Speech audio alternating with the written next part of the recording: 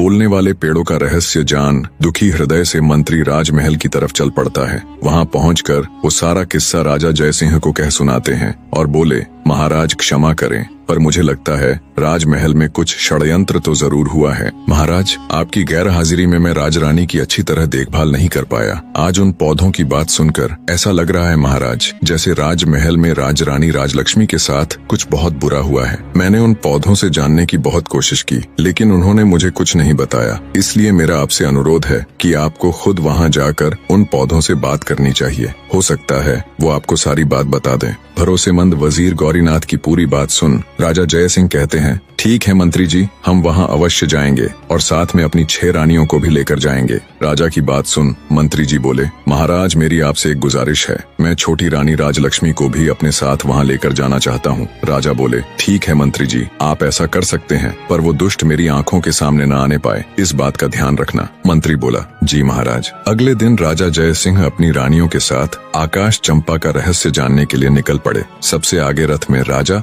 और उसकी पटरानी चल रहे थे। उससे पीछे वाले रथ में राजा की 5 रानियां और पीछे भी अन्य कई प्रमुख सभा सदस्य साथ जा रहे थे। राजा से आज्ञा ले चुके मंत्री ने रानी राजलक्ष्मी को अपने परिवार सहित बड़े आदर से पालकी में उन्हें बिठा दिया था। राजा का काफिला कुछ समय में गांव के बाहर पहुंच गया। वहां पहुंचने पर जंगल के बाहर गांव की सीमा पर वो अपना पड़ाव डाल देते हैं। पूरे राज्य परिवार को आया देख गांव के ग्रामीण उनके स्वागत में जुट गए। कुछ समय विश्राम कर सभी आकाश चंपा के पौधे के पास पहुंच जाते हैं और उसके चारों तरफ घेरा डालकर बैठ जाते हैं। आज भी चंपा का पौधा अपनी सामान्य ऊंचाई पर खड़ा लहलहा रहा था और चारों तरफ अपनी खुशबू बिखेर रहा था। सब लोग उसकी खुशबू से सराबोर हो उठे, पर राजा तो चंपा के पौधे के रहस्य को जानने के लिए बेताब था। राजा की 6 पत्नियां उसके साथ बैठी थीं और छोटी रानी राजलक्ष्मी मंत्री जी की पत्नी के साथ बैठी हुई थीं। तभी बड़ी रानी यानी राजा की पटरानी राजा से बोली, महाराज यदि आपकी आज्ञा हो तो क्या मैं इस खुशबूदार चंपा के पौधे से कुछ फूल तोड़ लूं?